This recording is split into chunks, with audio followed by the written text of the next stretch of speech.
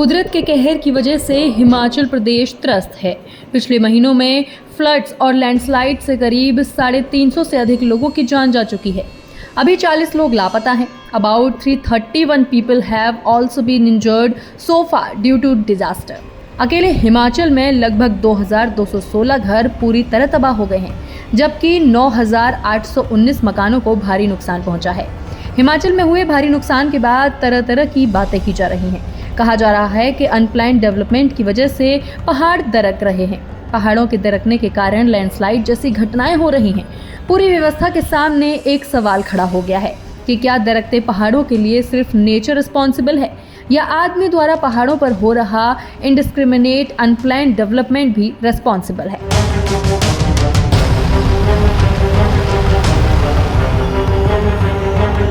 पहाड़ की चट्टानें जब कई सालों तक बर्फ में दबी रहती हैं तो वीक हो जाती हैं, पर जब ग्लोबल वार्मिंग से बर्फ पिघलती है तो चट्टानों पर बर्फ का वजन अनबैलेंस्ड हो जाता है।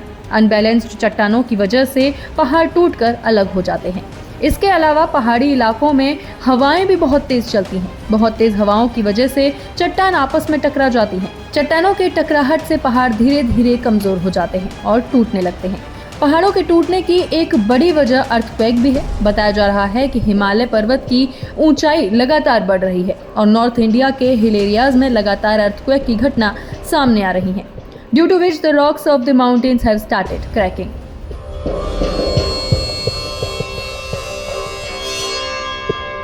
ये सच्चाई है कि आदमी पहाड़ों की अंधाधुंध कटाई कर रहा है।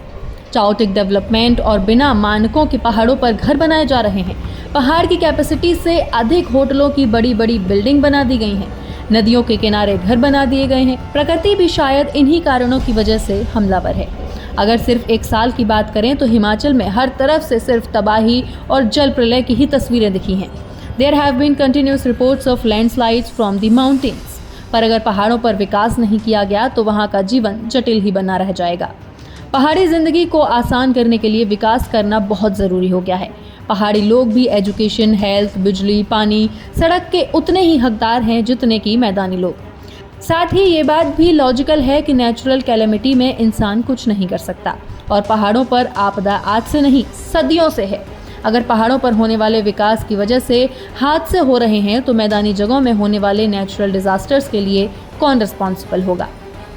Development is necessary for the whole country. पहाड़ी लोग भी सरकार की प्रायोरिटी में होने चाहिए। पहाड़ों पर जिंदगी कितनी कठिन है इसे पहाड़ों पर रहने वाले लोग ही समझ सकते हैं, पर इतना जरूर है कि विकास का तरीका थोड़ा बदलना चाहिए। पहाड़ों पर होने वाले विकास में एक्स्ट्रा एफर्ट दिखाने चाहिए। पहाड़ों पर विकास करते समय कुछ उपाय किए जा सकते हैं। सबसे पहले तो पर्यावरण को ध्यान में रखकर विकास की बुनियाद तैयार होनी चाहिए। साथ ही पानी और एनर्जी के मैनेजमेंट के लिए ऐसी मशीनें यूज होनी चाहिए जो लंबे समय तक उपयोगी रहें।